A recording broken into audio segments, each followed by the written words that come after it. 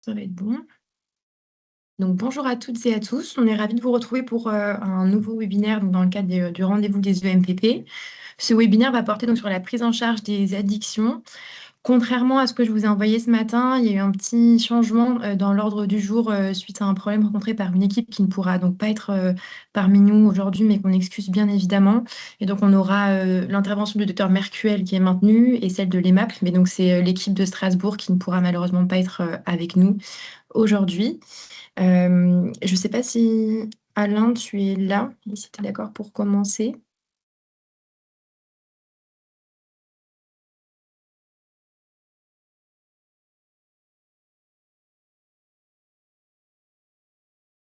Alors. Ou sinon, est-ce qu'en attendant, côté Emma, vous seriez d'accord pour introduire la séquence le temps que Dr Mercuel puisse se connecter?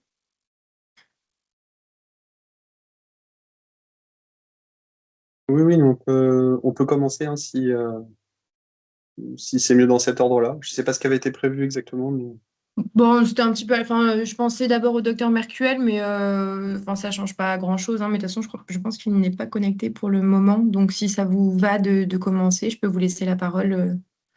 Ce sera plus simple. Alors, docteur Mercuel a juste noté dans les conversations qu'il avait un souci pour brancher sa caméra. Ah mince, j'avais pas vu. Bon, ben, on était deux à avoir des problèmes alors. Bah, du coup, on peut peut-être commencer le temps qu'il arrive à régler ses petits soucis. Je vais voir avec lui. d'accord. Ah bah alors, bonjour à tous. Je suis Maxence Thomas, psychologue clinicien et coordinateur de l'équipe mobile Addiction Précarité, qui est rattaché au XAPA du Griffon de l'association ARIA. Et moi, c'est Cindy, je suis infirmière sur l'équipe mobile. Donc l'idée, si je me trompe pas, c'était qu'on présente notre équipe de manière assez simple, et puis peut-être, je sais pas comment ça va s'organiser, mais peut-être que des questions sur les modes d'accompagnement découleront de ces questions-là.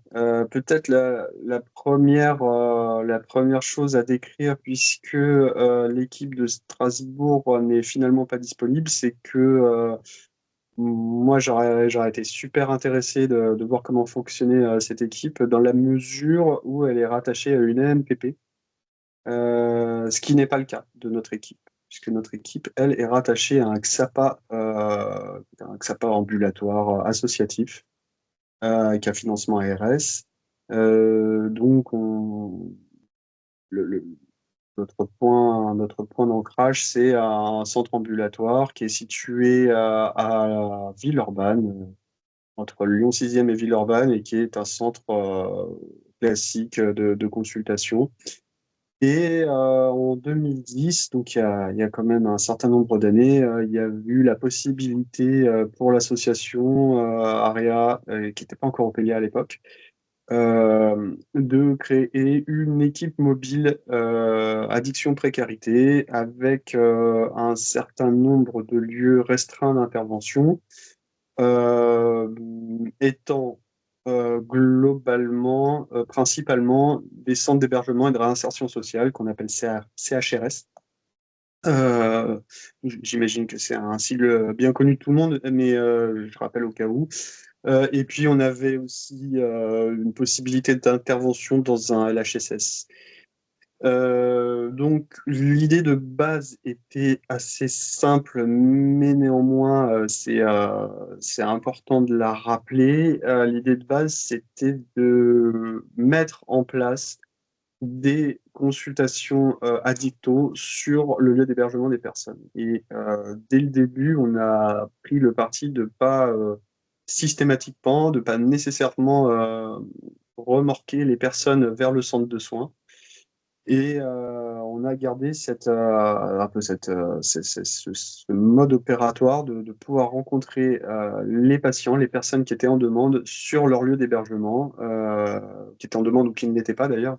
C'est une grande question, peut-être qu'on aura l'occasion d'en reparler après. Et avec l'idée de rendre le soin, qu'il soit médical, paramédical ou psychologique, le plus accessible possible.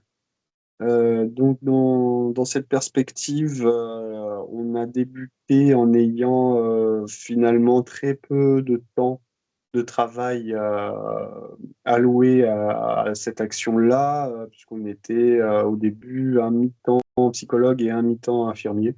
Petit à petit, mais très lentement, ça s'est étoffé. Et là, actuellement, l'équipe est pourvue. Alors, les postes ne sont pas pourvus, justement, mais en principe, on a un ETP infirmier, on a 1,4 ETP de psychologue et on a un 40% de médecins sur cette équipe.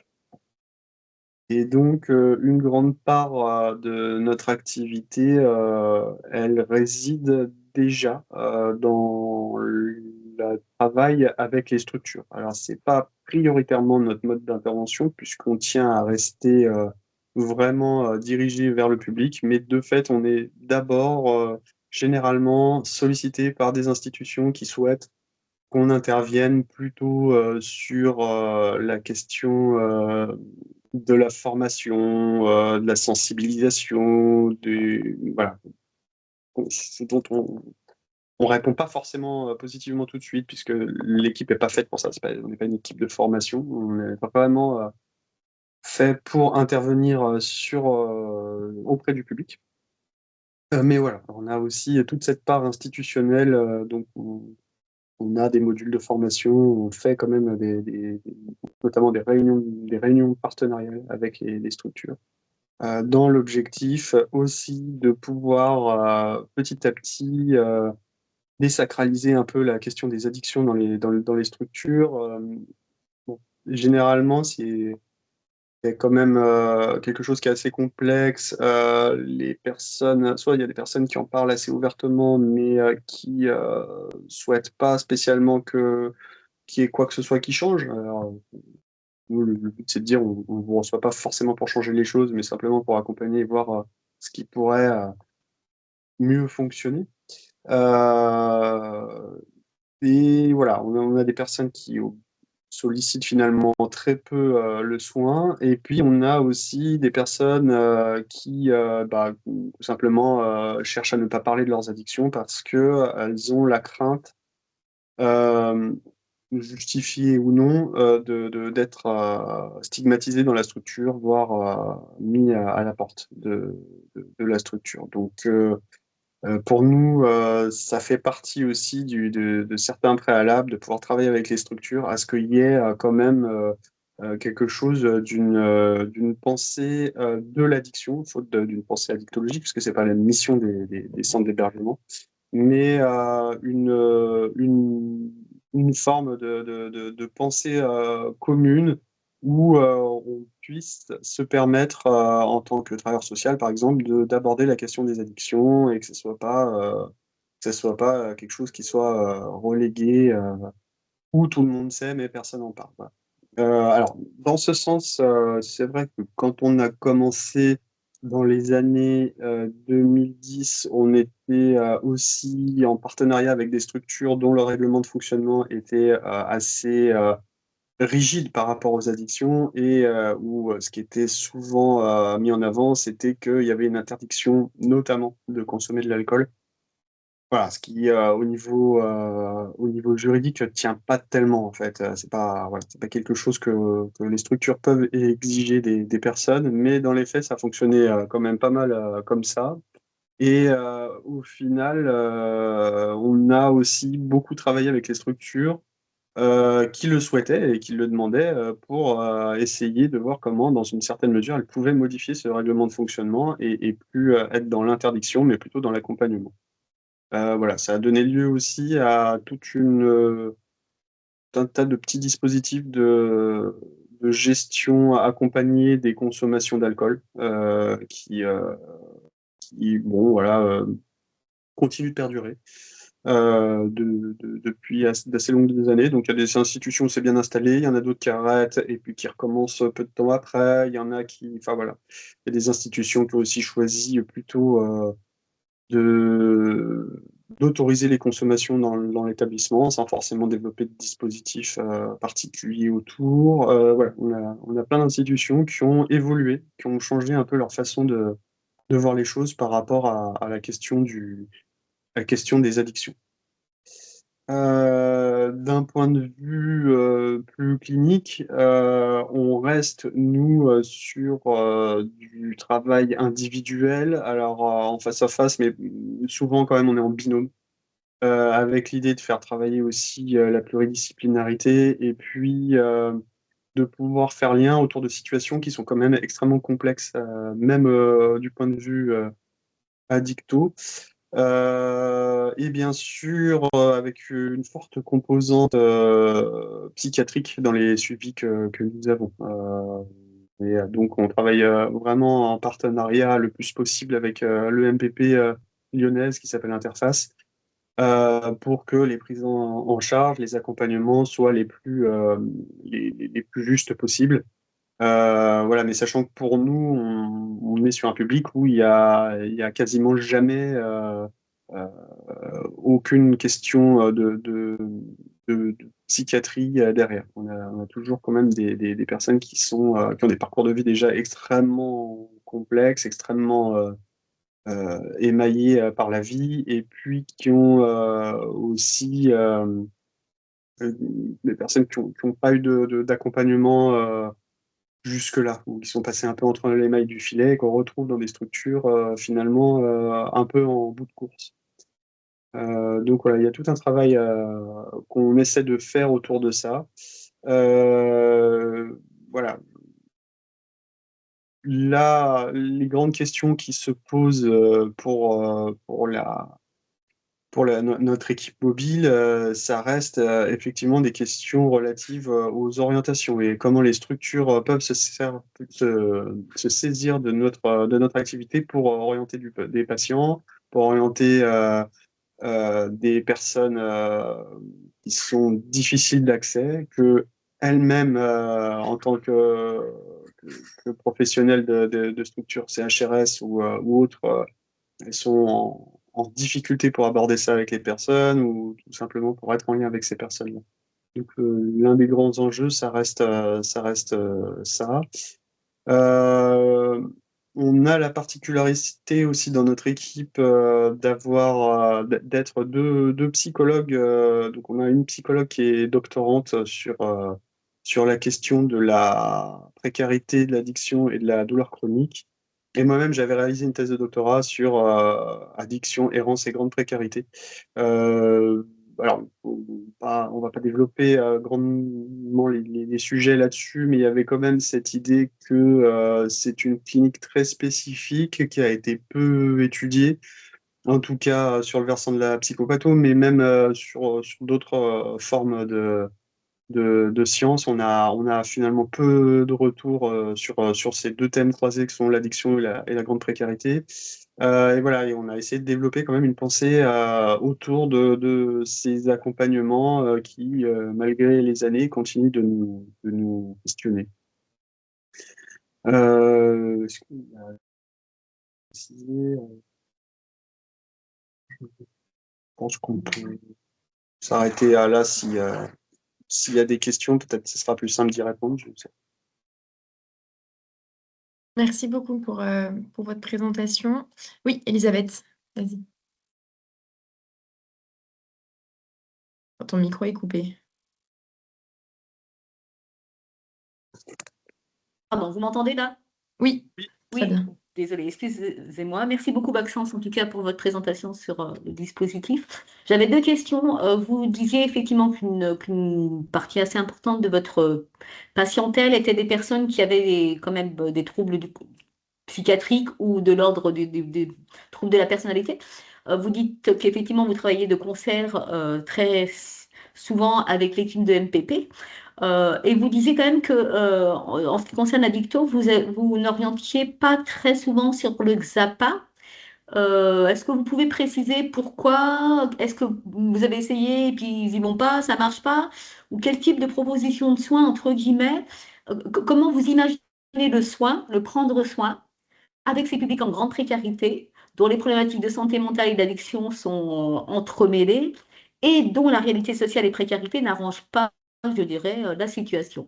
Donc, comment voilà, vous actez pour quand même que les gens soient un peu mieux et à un moment donné puissent accéder peut-être à un souhait ou à une demande, et justement, peut-être de sortir de cette réalité-là et d'aller vers autre chose.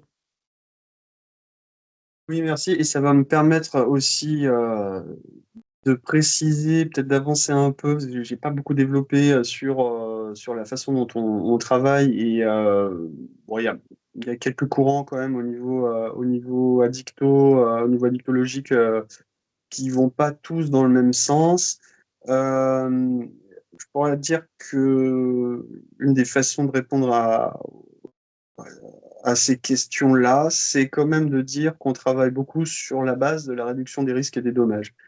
Alors, avec l'idée que on est plus dans une approche euh, du care que une approche curative, c'est-à-dire qu'on va plutôt chercher à accompagner, à être même dans une approche palliative, alors pas au sens fin de vie, mais au sens chercher des palliatifs que sur du curatif. Et c'est vrai que, par exemple, souvent, ce qui est recherché par les structures et par les patients, c'est d'accéder rapidement au sevrage.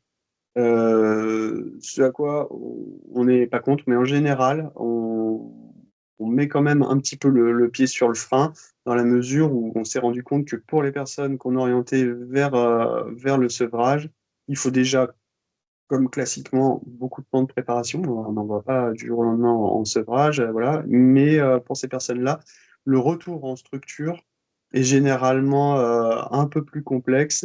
Et le fait de se retrouver dans des environnements, parfois, il y a un entourage qui consomme beaucoup, on a des rechutes assez sévères au niveau des addictions, qui ont parfois entraîné des décès.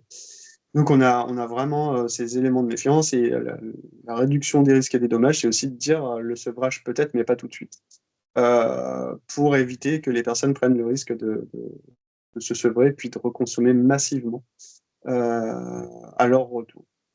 Voilà. Mais néanmoins, s'il y a une demande de sevrage, elle est entendue. Voilà, on peut l'accompagner. On n'aura pas nécessairement euh, l'idée d'accélérer la manœuvre. Et puis, souvent, les gens se posent et la demande devient moins pressante, et puis on peut le reformuler un peu plus tard. Sur l'accompagnement en centre ambulatoire, même lorsque moi, je travaillais à mi-temps sur l'équipe mobile et à mi-temps au XAPA, j'arrivais pas à m'auto-orienter les patients. C'est-à-dire que on est avec des personnes qui parfois ont vécu très longtemps à la rue, euh, qui ont un parcours de vie très complexe, qui sont parfois très perturbés, et aller pousser la porte d'un XAPA, sans que le XAPA soit d'ailleurs une approche restrictive, hein. Il y a des XAPA dont le nôtre fait partie, où il y a vraiment des efforts d'accessibilité, mais ça ne suffit pas. Et en fait, l'idée, c'est d'essayer de faire en sorte que les personnes restent le plus longtemps possible en soins, enfin, avec des limites, hein, bien sûr, mais avec l'idée de se dire, mais si on oriente maintenant au XAPA, est-ce que la personne ira? Et surtout, est-ce qu'elle ira durablement? C'est vraiment la question qu'on se pose, c'est-à-dire, est-ce que finalement, ces personnes-là, elles vont y aller. Alors souvent, elles sont accompagnées sur les 2, 3 premiers rendez-vous en ambulatoire. Et puis le quatrième, il faut qu'elles y aillent seules. Et là, ça devient vraiment compliqué. Donc l'idée, c'est de pouvoir naviguer entre ces différentes possibilités. Et évidemment, si les personnes sont en mesure d'aller vers une structure ambulatoire, à ce moment-là, on, pour nous, ça représente la fin de l'accompagnement, hein. Si une personne est capable d'aller sur de l'ambulatoire, en général, petit à petit, progressivement, on va espacer un peu les rencontres et puis les arrêter. Et voilà. Mais dans les faits, souvent, les personnes, soit elles n'arrivent pas du tout à aller vers ces structures-là, soit elles y vont juste sur le versant de la prescription de substitution aux opioïdes. Et on a du mal à les décaler de ces ordonnances-là. C'est-à-dire qu'elles vont au XAPA, mais elles ne recherchent pas spécifiquement de suivi autre que le suivi médical qui donne accès à la prescription de TSO. Je ne sais pas si ça répond à toutes les questions. Merci, en tout cas, ça répond effectivement à une bonne partie de mes questions. Et justement, vous parlez de produits de substitution, donc, et vous parliez effectivement de cliniques complexes par rapport aux produits, c'est-à-dire que voilà, vous êtes sur un problème d'addiction, si j'ai bien compris, pas uniquement à l'alcool, loin de là. Est-ce que vous pourriez peut-être nous en dire un petit peu plus sur voilà, sur les addictions voilà, qui sont rencontrées par ces publics de manière un peu principale? Oui, on a eu, je dirais, enfin, de 2010 à 2017-2018, on avait une grosse dominante qui était plutôt alcool et opioïdes, notamment héroïne. Et puis là, j'imagine que vous en êtes aussi aperçu. On a l'émergence, et maintenant c'est un fait bien installé. La cocaïne a complètement pris le dessus. Alors on retrouve encore beaucoup d'alcool, mais beaucoup moins d'opioïdes. Avant, les opioïdes, ça représentait vraiment une grande partie de notre file active. Maintenant, c'est très réduit. Et en revanche, on a beaucoup d'utilisateurs de cocaïne. Alors, ça pose effectivement pas du tout les mêmes problématiques en termes d'accompagnement, ou en tout cas en termes d'usage, puisque l'héroïne, enfin, l'héroïne et les opioïdes, globalement, déjà, c'est un produit où il y a de la substitution possible. Donc, ça, c'est un élément important. Et la deuxième chose, c'est que le- l'un des risques, c'est quand même la surdose, mais aussi le fait que les personnes soient en manque, et notamment sur la dimension physique. Le manque physique des opioïdes, elle est très importante. Elle n'est pas létale, mais on a des personnes qui vont être très fortement impactées par le manque de traitement opioïde. Ce qui fait que, bon gré, mal gré, ça les obligeait à être quand même en lien, c'est ce que je disais tout à l'heure, sur les questions d'ordonnance, etc., sur la question des traitements de substitution.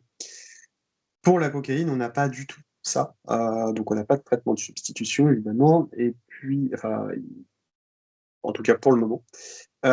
Et puis, on a quand même cette question globale euh, qui est que il y a une fluctuation de consommation sur le mois pour les personnes en situation de grande précarité, qui sont corrélées avec les revenus. C'est-à-dire qu'en début de mois, les gens ont des revenus, ils s'achètent de la cocaïne euh, tant qu'ils peuvent, en règle générale. Ils la consomment évidemment assez vite. Enfin, ça dépend. Certains arrivent à se réguler, mais disons qu'au bout de 15 jours, 3 semaines, il n'y en a plus.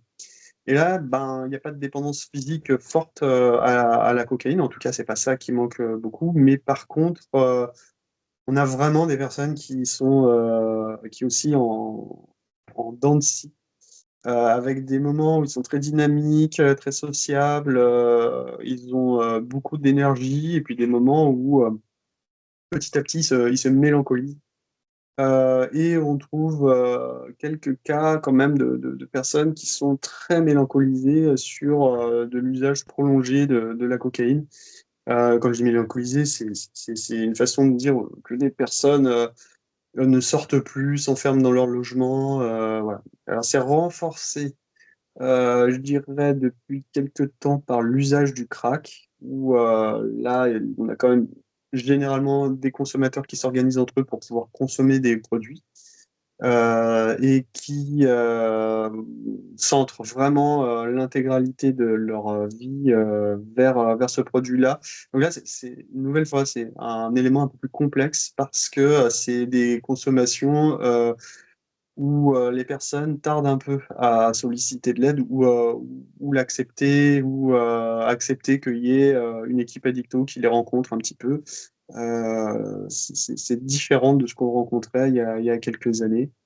Voilà, on a aussi des risques de surdose, évidemment. On travaille aussi avec quelques personnes qui consomment du Lyrica. Bon, il y en a peut-être un petit peu moins là ces derniers temps, mais ça arrive parfois qu'on ait deux, trois personnes.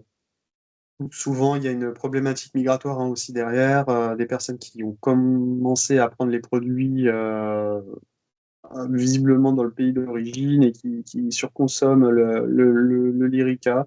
Bon, voilà, ça, c'est des nouveaux produits auxquels on n'était pas confronté il y a une dizaine d'années, ou peu, ou pas comme ça.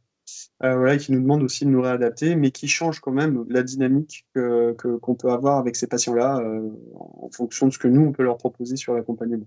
La cocaïne, on va plus essayer de travailler à soit à stabiliser les doses, soit à pouvoir faire en sorte que les personnes puissent prendre conscience des modifications de leur état de conscience et de leur état psychique finalement en fonction des moments où ils ont le produit et des moments où ils ne l'ont pas. Voilà, c'est un petit peu, on a moins de moyens en addictologie, on a moins de moyens avec la cocaïne qu'on en avait pour les opioïdes. Merci beaucoup pour votre réponse. Je crois qu'on a une autre question alors, monsieur ou madame Laborde, désolé, j'ai pas votre prénom, si vous voulez prendre la parole. Oui, bonjour, vous m'entendez? Oui, très bien. Du coup, c'est Madame Laborde. Oui. Je suis infirmière à l'EMPP de Bordeaux et j'interviens sur le territoire rural du Médoc. Moi, en fait, j'avais deux questions. La première, du coup, merci pour votre présentation et vous parliez de réduction des risques. Moi, je voulais du coup savoir si vous orientiez vers les CARUD ou si vous proposiez in situ dans les CHRS la mise à disposition de matériel, par exemple. Et la deuxième question que j'ai, c'est est-ce que vous intervenez au moyen de permanence sur le principe de l'allée vert avec des présences un peu invariables voilà, de manière hebdomadaire ou si vous interveniez sur orientation de manière ponctuelle. Voilà.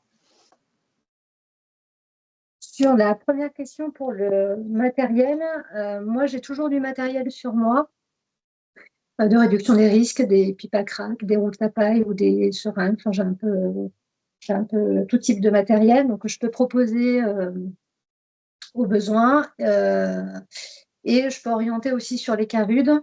En fait, j'oriente sur le CARUD quand je sais qu'il y a des besoins récurrents et le matériel que j'utilise, il sert aussi de manière à faire un objet médiation dans le lien avec les personnes qu'on rencontre. Mais j'ai toujours du matériel avec moi en tout cas.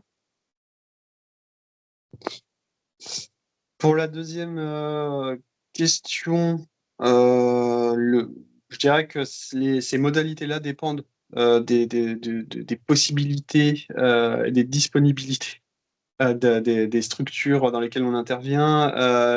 L'idée de faire des permanences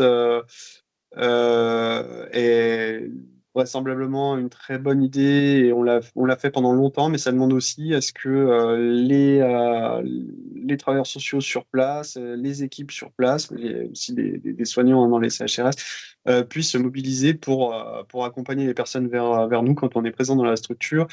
Et parfois, c'est pas si évident que ça.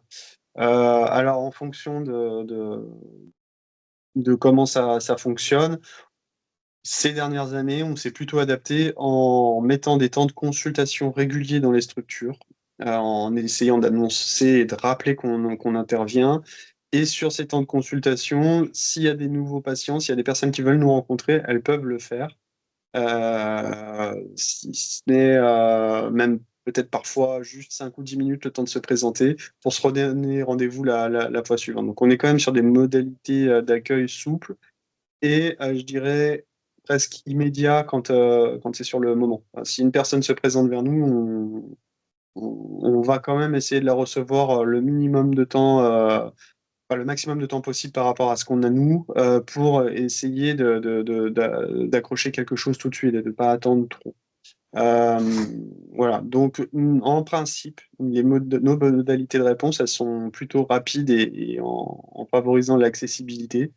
Après, on s'adapte, comme je disais, aux structures, aux besoins, aux demandes. Les permanences parfois fonctionnaient bien, mais parfois on a aussi eu des personnes qui s'étendaient beaucoup sur leur intimité. Et puis voilà, ce sont des lieux ouverts, donc c'est pas toujours très confidentiel. Enfin voilà, c'est des dispositifs qui se manient un peu comme on peut. Voilà, mais l'idée globale actuellement, c'est plutôt de faire des temps de présence. Et après, voilà, j'oriente qui a besoin d'être vu dans la matinée. Merci. Merci à vous. Est-ce qu'il y a d'autres questions? Vous pouvez aussi les poser dans le chat si d'autres questions vous viennent. Oui, allez-y pour le MPP des Hautes-Alpes.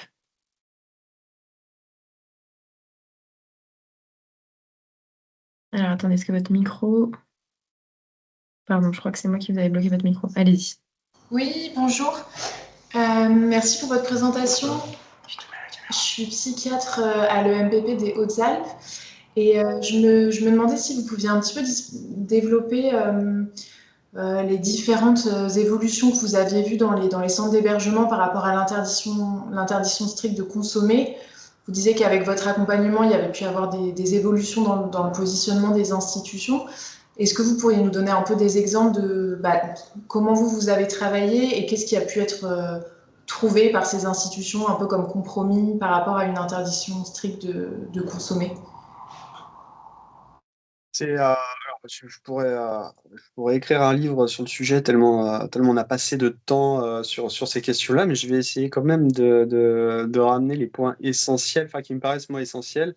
Je dirais que la première des choses, c'est quand même que il y avait une violence d'ordre institutionnel à exclure des exclus sur le prétexte des addictions, déjà exclure des exclus de base, et surtout sur le fait qu'ils consomment des produits. Et quand on intervient dans une structure, c'est bien justement de faire un travail de partage autour des représentations liées aux addictions. Et donc l'addiction n'étant pas un vice, mais une maladie multifactorielle, mais voilà, c'est une souffrance. Il y a quand même dans notre intervention l'idée qu'on se décale de la personne, si elle veut, elle peut. Et donc, de se dire, bah non, cette personne, elle n'a plus le contrôle sur sa consommation, elle a perdu la liberté de s'abstenir. Donc, à ce compte-là, comment est-ce qu'on traite ça? Est-ce que c'est une déviance qu'on doit réprimander ou est-ce que c'est quelque chose, justement, une souffrance qu'on accompagne? Donc ça paraît tout bête, en fait, parce que, voilà, mais c'est des points qu'on répète et qu'on retravaille très fréquemment avec les structures.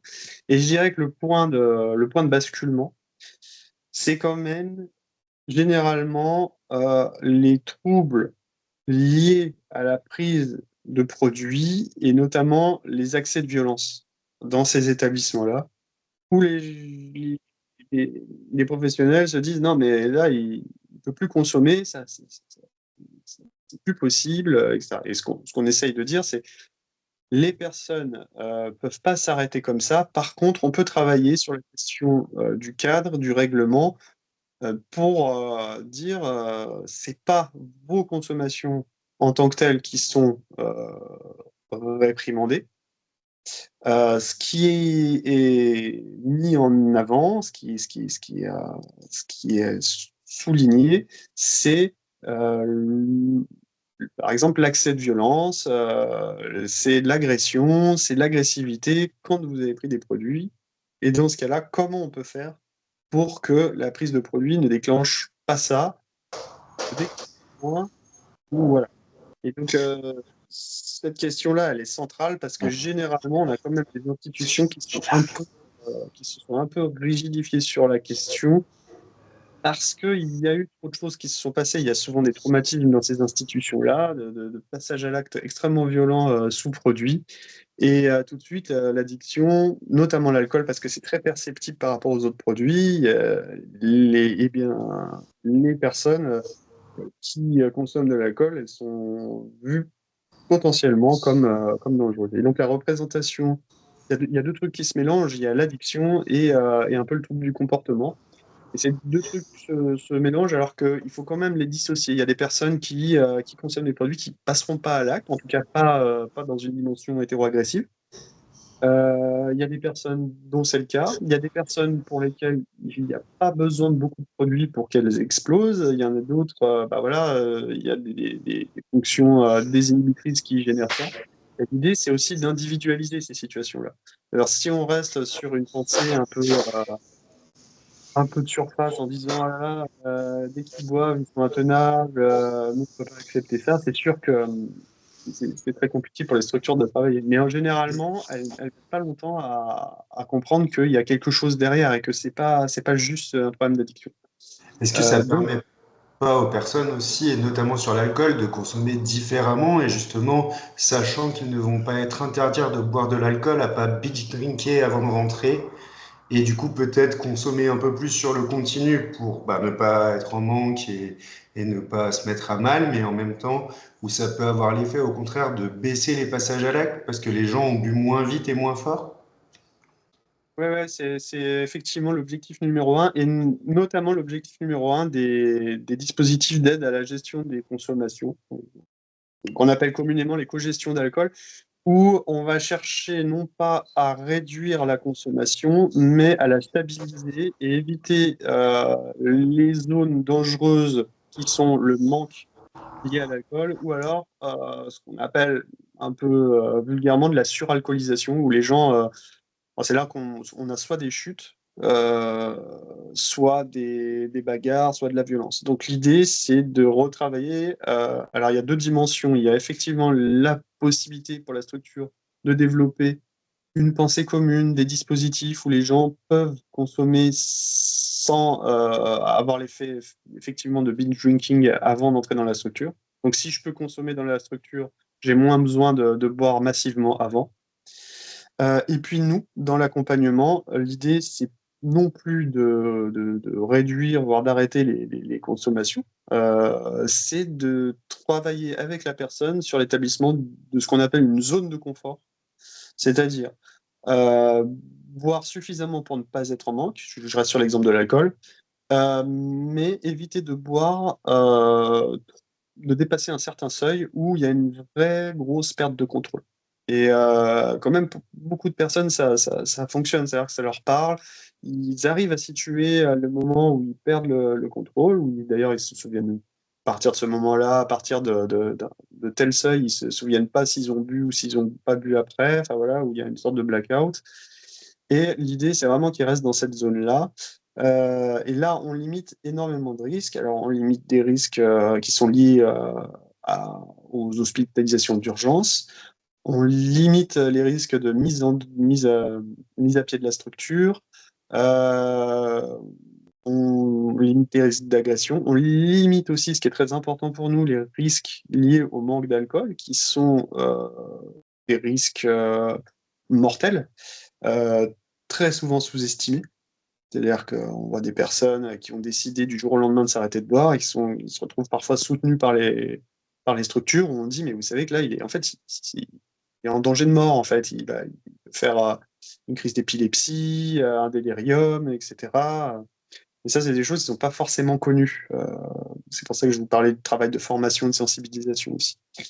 Et donc, toutes ces choses-là vont permettre aussi de mettre en évidence le fait que ce sont des personnes qui ne peuvent pas forcément aller directement vers un arrêt des consommations. Ce n'est pas du tout l'objectif.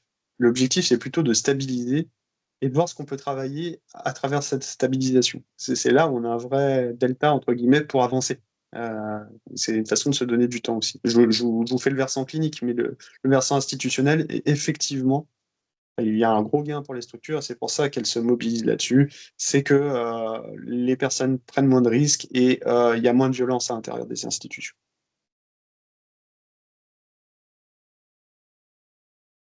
Vous n'avez pas...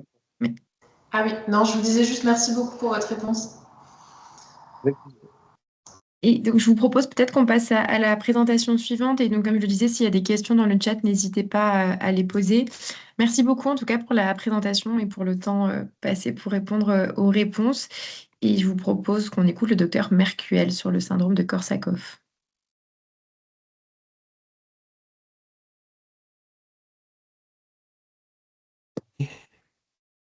Est-ce que vous m'entendez? Oui. Oui. Et est-ce que j'ai l'autorisation de partager mon Normalement, diaporama? là, oui. Ah, Je viens d'ouvrir les droits. Tu me dis si ça fonctionne. partager. Alors, je partage. Présentation PowerPoint. Non, apparemment, ça ne marche pas. Ah si, ça y est, ça vient d'arriver. Super. Alors, il faut que je le trouve. Pourquoi il n'est pas ouvert? Alors, je suppose qu'il faut l'ouvrir à nouveau. Ah, la technologie avec les boomers, c'est quelque chose. Je vais essayer de l'ouvrir. Formation 2026.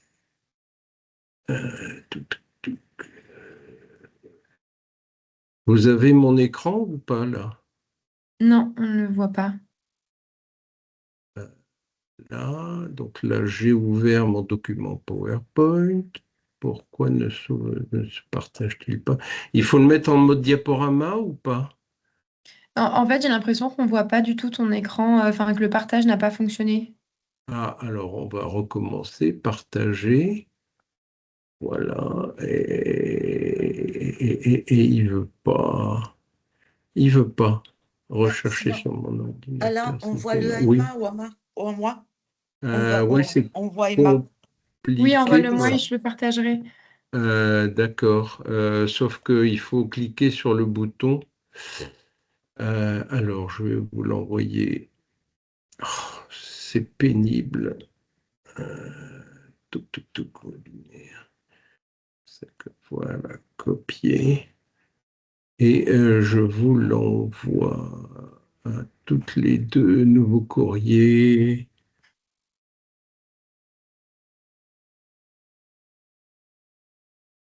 Et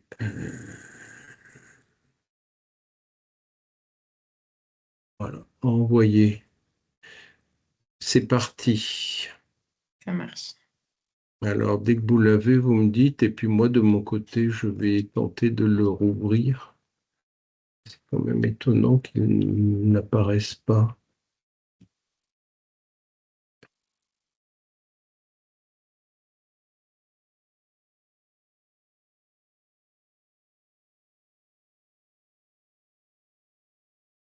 Est-ce que ça apparaît là?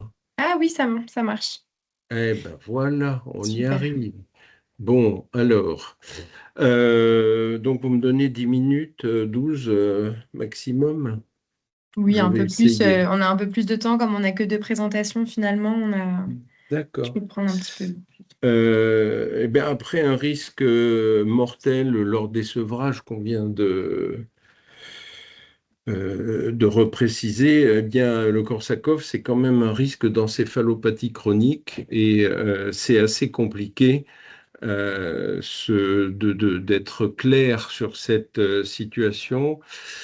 Et c'est pour ça que j'ai marqué dans ce titre que le Korsakoff était une forme de grande confusion.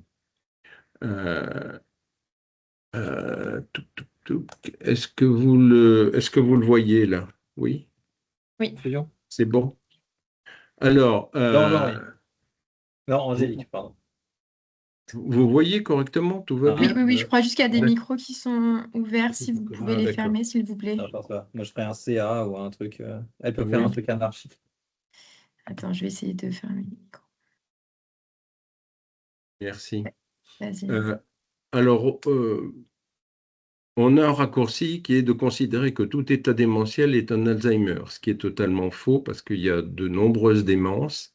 Et puis surtout, il y a des Canada Dry de démence, c'est-à-dire des démences-like ou par exemple, des pseudo-démences comme certaines formes de dépression.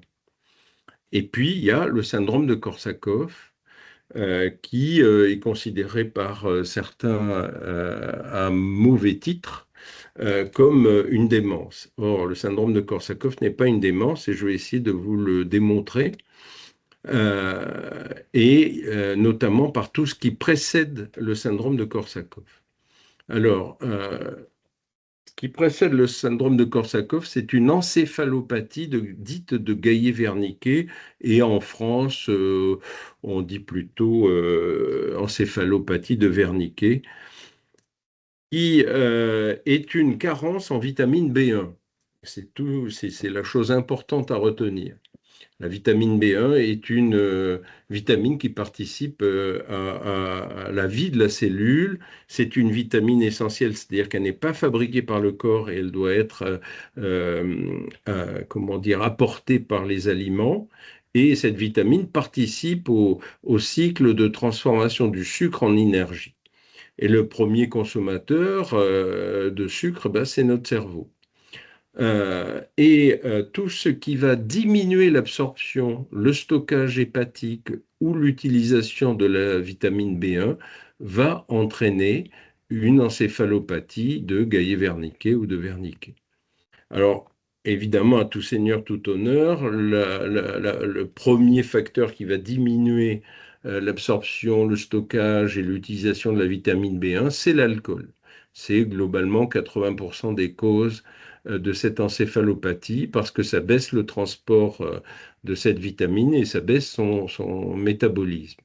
Mais il y a aussi d'autres pathologies qui peuvent avoir les mêmes conséquences, comme des tumeurs, des traumatismes, l'hypoxie cérébrale, c'est-à-dire l'absence d'oxygène, des accidents vasculaires cérébraux, certaines chimiothérapies, certaines infections comme le sida, et puis aussi la malnutrition, c'est-à-dire si on ne mange pas d'aliments qui apportent de la vitamine B1, eh bien, on va se retrouver avec une encéphalopathie. Et c'est par exemple ce que l'on trouvait dans certains pays de malnutrition, le beriberi, hein, c'était son nom. Et puis la dénutrition également, qui peut entraîner cette encéphalopathie, maladie de Crohn, des grosses réjections intestinales, des infections, des vomissements, notamment pendant la grossesse, l'anorexie mentale, des diarrhées. Et donc, vous voyez que tout ce qui va modifier on va dire le tractus digestif peut entraîner à plus ou moins long terme cette encéphalopathie. Et puis, il y a des pathologies qui augmentent les limitations de la vitamine B1. Donc, ce n'est pas une question d'absorption, mais c'est une question d'élimination trop rapide, comme certains diurétiques, des dialyses ou une insuffisance rénale, et bien sûr l'alcool qui accélère son élimination. Alors, ce qui pose problème, c'est aussi que lorsqu'on a une consommation augmentée de vitamine B1, eh bien, on va augmenter son déficit, et notamment pendant le sevrage, parce que le sevrage alcoolique demande de l'énergie. Et donc, si on propose à quelqu'un de se sevrer spontanément, eh bien, normalement, on devrait lui proposer de la vitamine B1 pour pouvoir compenser cette dépense énergétique que va nécessiter le sevrage. Pas seulement psychique, hein, l'énergie, c'est aussi l'énergie cellulaire. Hein. Et donc, il y a un impact sur le fonctionnement cérébral. Et cette encéphalite est en gros une inflammation qui est liée, un peu comme lorsque l'on vient de faire un marathon, on a des muscles qui sont un petit peu abîmés, des cellules qui larguent des lactates, on a besoin de faire des étirements, on a besoin de massage, etc. C'est pareil pour le cerveau, sauf que c'est beaucoup plus grave parce que ça peut entraîner des pertes de neurones. Ça peut entraîner des autodestructions et puis un stress oxydatif. Bon, alors il y a aussi un impact sur le cœur, mais ce n'est pas l'objet de la présentation. Et si cette encéphalopathie de Wernicke, ben, il faut la dépister le plus vite possible. Il y a 5 signes importants. C'est d'abord le déficit nutritionnel, le trouble de la motricité oculaire, c'est-à-dire quelqu'un qui a les yeux qui partent dans tous les sens, ce qui témoigne d'une atteinte du tronc cérébral. Il y a un déséquilibre ou des difficultés à faire des mouvements. Et là, c'est une atteinte du cervelet. Et puis, surtout, c'est l'atteinte du circuit limbique, c'est-à-dire du circuit de la mémoire, avec une mémoire qui est perturbée, notamment la difficulté à créer de nouveaux souvenirs. Et le tout dans un état de désorientation temporospatiale qui laisse la personne se présenter comme quelqu'un de confuse, de dénutri, qui tient pas debout, qui se rappelle pas de grand-chose, et donc qui donne à voir plutôt un état d'ivresse, alors que ça n'est pas forcément un état d'ivresse. Surtout si c'est une anorexie qui se fait vomir ou une femme enceinte qui vomit beaucoup. Et donc, on fait le résumé, c'est-à-dire que nous, en ce qui concerne notre public cible, ben, on est plutôt confronté à des personnes qui consomment de l'alcool plutôt qu'à des anorexies ou à des personnes malnutries, encore que. Donc, s'il y a un de ces items qui nous apparaît, eh bien, normalement, on devrait administrer de la vitamine B1 normalement, parce que c'est une pathologie cérébrale qui est réversible. Et bien sûr, il faut supprimer l'alcool. On administre de la vitamine B1 en intramusculaire moins fréquemment qu'en intraveineux, parce qu'en intramusculaire, si c'est un alcoolique chronique, il va avoir des troubles de la coagulation. Donc, ce n'est pas la peine de rajouter un hématome là-dessus. Autant le faire en intraveineux en milieu hospitalier. Et en 48-72 heures, cette encéphalopathie régresse, surtout s'il y a une alimentation équilibrée et que la personne est bien hydratée. Et donc, vous voyez, le problème, c'est qu'on a 80% de ces situations qui ne sont pas diagnostiquées sur notre territoire, et donc non traitées forcément. Alors, le syndrome de Korsakoff, eh bien, on peut le résumer comme un non-traitement de l'encéphalopathie de Wernicke. C'est-à-dire que c'est une personne qui a évolué de façon chronique vers le syndrome de Korsakoff. Alors, comment il se caractérise? Eh bien, c'est FADA, c'est-à-dire des fausses reconnaissances, des fabulations, des confabulations. C'est une amnésie antérograde, c'est-à-dire qu'on n'arrive pas à se créer des nouveaux souvenirs, donc on n'imprime pas. C'est une désorientation temporospatiale, les personnes ne savent pas où ils sont et quand, à quel moment ils sont.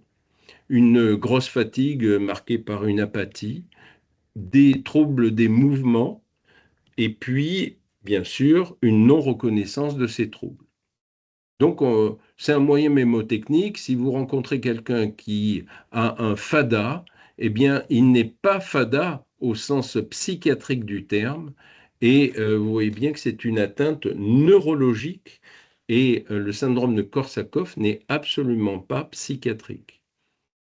Et donc, ce trouble neurologique, qui est lié à la carence en vitamine B1, eh ben, va entraîner rapidement des pertes neuronales avec ce syndrome d'amnésie organique qui est gravissime. Il est irréversible, c'est-à-dire que si on n'a pas fait d'injection de vitamine B1, eh bien, on se retrouve avec des personnes qui ont 45 ans, avec un tableau pseudo-démentiel et avec une perte durable de l'autonomie et des possibilités d'avancer de façon autonome dans la vie. Donc ce schéma pour vous représenter les atteintes du syndrome de Korsakoff, c'est-à-dire que c'est vraiment une atteinte centrale à l'intérieur du cerveau dans tout le circuit limbique et le cervelet, alors qu'une démence, c'est une atrophie globale on pourrait dire, de tout le volume du cerveau. Donc c'est vraiment différent d'une démence. Alors j'ai mis sur ce tableau-là à gauche le Gaillet-Wernicke, à droite le Korsakoff, et vous voyez qu'il y a une sorte de continuum entre les deux. C'est-à-dire que si on a quelqu'un qui a une encéphalopathie de Gaillet-Wernicke débutante, eh bien très rapidement avec de la vitamine B1, on pourra revenir sur un état normal et apaiser l'inflammation aiguë qui est réversible. Alors que si on la rencontre très tardivement, avec des hallucinations, des fabulations, des mouvements euh, complètement désordonnés, une motricité oculaire tout aussi désordonnée, et puis une grosse perte de mémoire, on risque d'être côté Korsakoff, avec des aspects irréversibles, je le répète, des destructions neuronales. Donc, il vaut mieux rencontrer, j'allais dire, des Gaillet-Wernicke plutôt que des Korsakoff. Et voilà, en fonction des moments où on rencontre, eh ben, on peut avoir un moment de prévention ou pas. 80% des Gaillet-Wernicke non traités évoluent vers le Korsakoff. En France, on considère qu'on a 12 à 15 000 Korsakoff et ils décèdent à 40% dans les 4 ans. Alors, un patient SDF qui est plus ou moins fada au sens des signes que je vous ai évoqués, eh bien, c'est une urgence quasi vitale. C'est-à-dire qu'on doit le conduire dans un SAU où on doit faire un bilan médical, bon, bien sûr un bilan social, mais je pense que ça ne va pas être le moment, mais on peut peut-être profiter d'une passe et d'acteurs sociaux qui pourraient aider. Si c'est un trouble léger, on peut proposer une vitamine B1 en médicament et le faire retourner à la rue ou dans un hébergement stable, à ceci près que la vitamine B1 Péros n'est pas remboursée par la sécurité sociale, pour des raisons qui sont liées au fait que la Sécu considère que euh, le, le médicament n'est pas absorbé, donc ce n'est pas la peine de le rembourser puisqu'il servira à rien. Bon, c'est discutable, discuté. Et ça pourrait aussi nécessiter une rééducation qui est plus ou moins facile à mettre en place pour des SDF et notre public cible.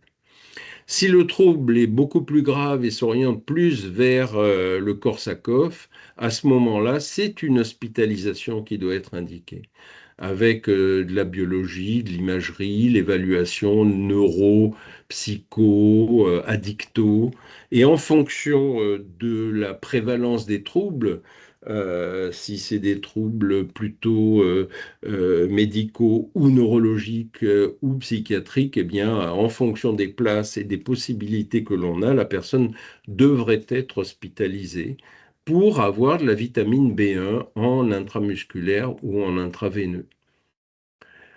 Bon, la personne s'améliore au bout d'un certain temps, elle peut être rééduquée, mais si c'est trop tard dans l'évolution vers le Korsakoff, ben, on n'a pas grand-chose à faire, si ce n'est de la considérer comme personne à mettre en institution avec un dossier MDPH. Il y a des masses, il y a des femmes, il y a des maisons relais, il y a des EHPAD. Difficulté d'entrer dans une EHPAD quand on a 45 ans et 20 ans d'alcoolisme derrière soi, bon, vous imaginez. Et des structures spécifiques totalement insuffisantes en France. Il y en a une à Roubaix, voilà. Bon, c'est pas grand-chose. Donc, est-ce qu'il faut attendre quelqu'un qui est en précarité, qui n'est pas exclu, qui n'a pas de masque clinique, c'est-à-dire qui n'a pas de choses qui pourraient entraîner vers une autre cause, comme l'anorexie mentale ou la dénutrition. Si c'est quelqu'un qui accepte les soins, qui est en bon état général encore, on peut tenter hein, la vitamine B1 en prévention. Et quand on les rencontre, il faut éviter de donner du jus d'orange ou des choses sucrées, parce que ça va demander encore plus de consommation de vitamine B1. Et donc, paradoxalement, donner du sucre à quelqu'un à la rue, eh bien, c'est accélérer son évolution vers le Korsakoff. Alors, il y a quand même un défaut de chance dans cet attentisme, c'est-à-dire que eh bien, la personne peut évoluer vers un syndrome de Korsakoff irréversible. Et donc, je suis plutôt, moi, partisan d'un interventionnisme, surtout lorsqu'il y a des multirisques. L'alcool, bien sûr, la dénutrition, l'amaigrissement, le refus ou le non-soin, des signes neurologiques comme des chutes qui peuvent aggraver les troubles par des hématomes intracrâniens, la désorganisation du quotidien, c'est-à-dire incapacité déjà à être autonome, mais aussi l'absence d'alcoolisme ou le sevrage. Le sevrage va aggraver l'évolution vers le Korsakoff, je vous l'évoquais, par l'augmentation de la consommation énergétique. Et puis quand il y a des comorbidités, dépression, des troubles urinaires, le sevrage, l'épilepsie, les infections. Donc le Korsakoff, l'évolution actuelle, c'est de chercher des biomarqueurs. On pense qu'il y a des hypothèses génétiques sur des mutations de gènes qui vont conduire plus facilement à des Korsakoff. L'imagerie, eh bien, on peut faire une IRM, mais quelqu'un qui est agité, qui a des troubles du comportement, qui se tiendra certainement pas tranquille pendant une IRM. Bon, et quant à l'imagerie fonctionnelle, elle ne peut être faite que lorsque la personne est calmée pour voir dans les expérimentations l'utilisation de l'oxygène, la neuroinflammation ou le métabolisme du glucose. Quoi qu'il en soit, pour le Korsakoff, il faut envisager, avant même d'avoir un scanner, une prescription, je le répète, de vitamine B1 pour essayer de faire régresser les signes qui pourraient devenir irréversibles. Alors les freins à la prise en charge, c'est que ce sont des patients qui, pour les uns, sont trop jeunes, pour rentrer par exemple en EHPAD. Ça coûte trop cher de faire de la vitamine B1 en ambulatoire et c'est pas remboursé. Et ça coûte trop cher à l'hôpital parce que garder un alcoolique SDF 48 ou 72 heures avec 3 injections intraveineuses par jour, eh bien c'est trop cher. Sur une évolution gravissime vers un Korsakoff irréversible, eh bien, le temps est trop long. Il faut garder en moyenne 4 ans ces personnes avant qu'elles ne décèdent. Les lits sont bloqués, bien sûr. Et puis, hygiène, parce que ne sachant pas où ils sont, eh bien, ils vont quitter l'institution. Si on les rencontre avant, ils sont trop peu repérés, ils sont trop peu prévenus. Je vous reparlais du remboursement de la vitamine B1, 5 centimes le comprimé. Alors faut-il des centres experts pour repérer ces évolutions entre Gaillet-Wernicke et Korsakoff et prévenir l'évolution irréversible vers le Korsakoff? Structure spécialisée, il n'y en a pas suffisamment. Il y a une quarantaine de places en France.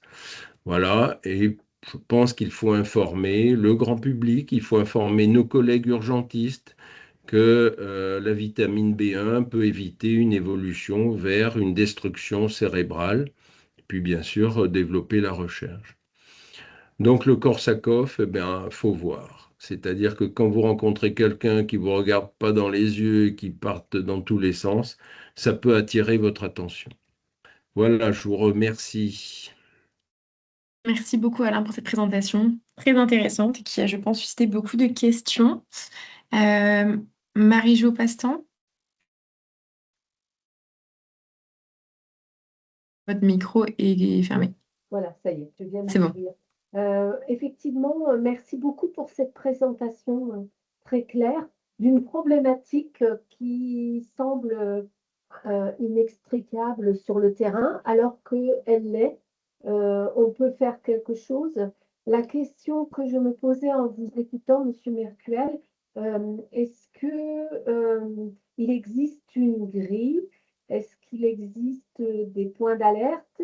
Est-ce j'ai plusieurs questions en fait. Est-ce qu'il existe une grille d'évaluation qui permettrait justement d'identifier assez rapidement et orienter assez rapidement les personnes vers des premiers soins, vers une intraveineuse, parce que maintenant, dans les départements, il existe des équipes mobiles, des places liées de soins santé, et là, mais peut-être qu'il pourrait y avoir même certainement des solutions trouvées.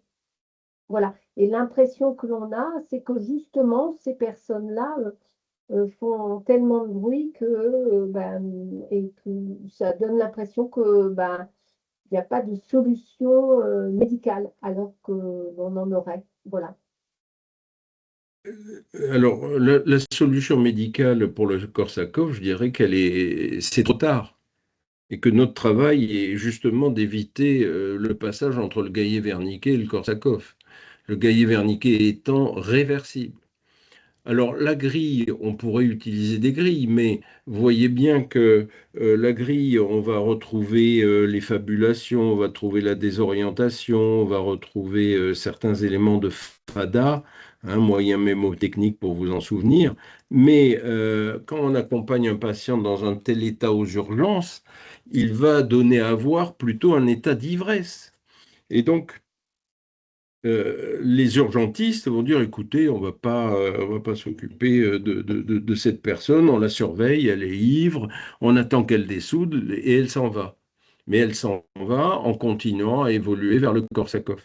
Donc la démarche n'est pas tant d'évaluer de façon fine, ce d'autant que je vous répète qu'il peut y avoir des causes organiques autres que l'alcool.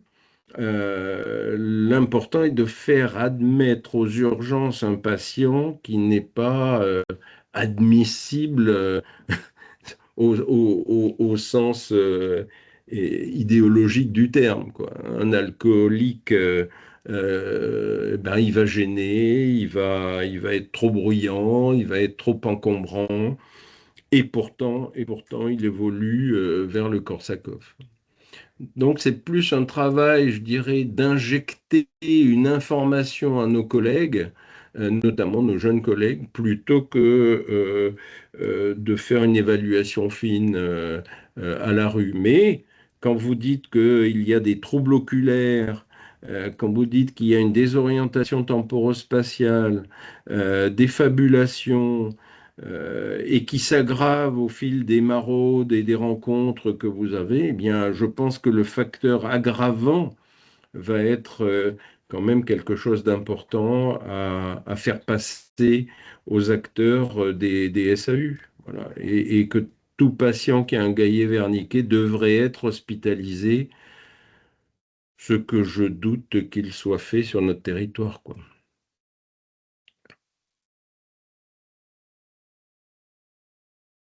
Merci beaucoup. On a une deuxième question de Lydia et Christophe.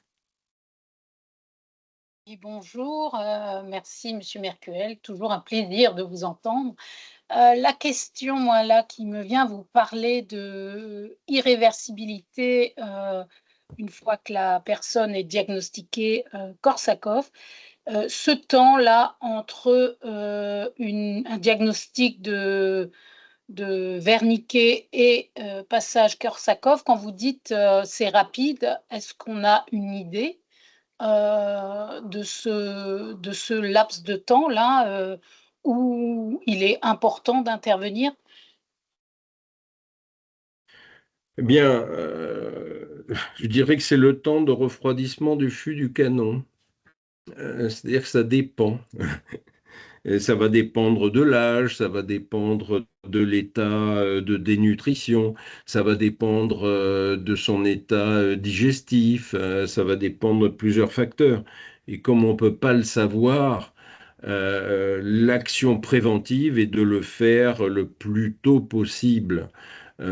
Quitte à faire des cures de vitamine B1 tous les 6 mois avec quelqu'un qu'on rencontre à la rue, voilà, pendant 3-4 jours, pour que les signes de l'encéphalopathie de Gaillet-Verniquet régressent. Et quand ça ne régresse pas, c'est quasiment un test thérapeutique, c'est-à-dire qu'on est déjà dans le Korsakoff. Alors, vous voyez bien qu'avec la diapositive où je mettais les deux entrecroisés, ça dépend du moment où on rencontre la personne et de son propre moment d'évolution dans je vais dire, ce transit entre Wernicke et Korsakov. Donc le plus tôt possible, c'est le mieux. Et je ne suis pas trop pour attendre et voir. Je pense que on devrait, de façon un peu plus systématisée, proposer de la vitamine B1 à tous les patients que l'on rencontre qui sont dans cette situation. Il y a une remarque sur la vitamine B1, Alain, dans le chat de Oui, l'EMPP de Valenciennes, qui indique que l'un des freins majeurs rencontrés en pratique reste tout de même le non-remboursement de cette vitamine et que les et patients oui, vivant à la rue ou en foyer renoncent bien souvent à payer ce traitement. oui. Et donc se pose la question de comment agir préventivement dans ce cas. Mais bon, on n'a pas forcément de... Bien, ça, c'est une question politique, c'est une question financière, c'est voilà, à 5 centimes le comprimé. Voilà, si enfin, après, c'est un choix. On pourrait tout à fait acheter de la vitamine B1 et puis le donner dans les foyers de façon quasi préventive, hein.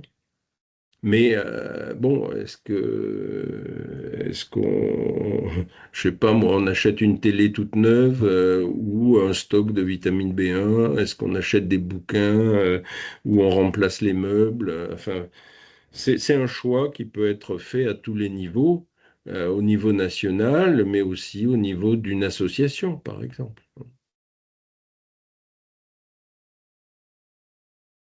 Est-ce qu'il y a d'autres questions sur ce sujet ou le sujet d'avant?